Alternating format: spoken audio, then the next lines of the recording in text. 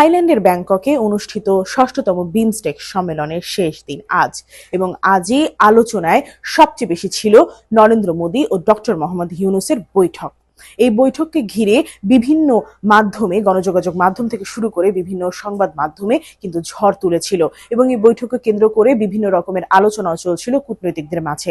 তবে সকল কিছু উপেক্ষা করে এই বৈঠকটি হয়েছে ব্যাংককের স্থানীয় সময় 1:30টায়, এবং আধা ঘন্টারও বেশি এই বৈঠকে দ্বিপাক্ষিক বিভিন্ন স্বার্থ সংশ্লিষ্ট দুই দেশের বিভিন্ন বিষয়ে আলোচনা করা হয়। সবচেয়ে গুরুত্বপূর্ণ আলোচনা যেটি ছিল সেটি হলো শেখ হাসিনা ভারতে বসে যে ধরনের বক্তব্য দিচ্ছে, সে ধরনের বক্তব্যের বিষয়ে আসলে কিছু সেই ধরনের বক্তব্য আসলে বাংলাদেশ ভালোভাবে নিচ্ছে না, এই কথাটি কিন্তু জানানো হয়েছে ভারতকে।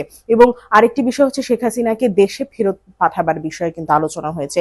তিস্তার পানি বন্টন সহ বর্ডার কিলিং বিষয়ে আলোচনা হয়েছে এই বৈঠকে। এই সকল তথ্য জানিয়েছে শফিকুল আলম, প্রেস সচিব।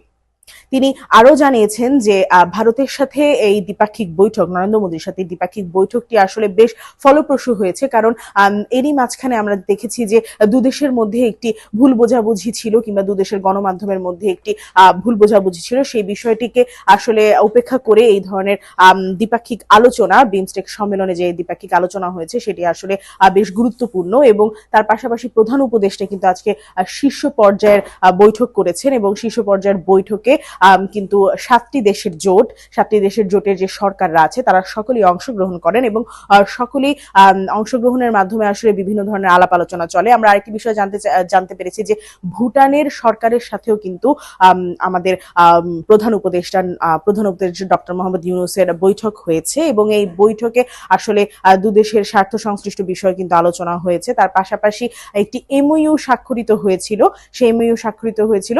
এবং আরেকটি বিষয় জানিয়ে রাখতে চাই যে আজকের সম্মেলনের শেষ দিন, 3 দিন ব্যাপী সম্মেলনে আসলে এবারের বিমস্টেক সম্মেলনটিকে সফল বলছে এখানকার নেটিজনরা। এই ছিল আমার হাতে পাওয়ার সর্বশেষ তথ্য বিমস্টেক সামিট থাইল্যান্ড ব্যাংকক থেকে।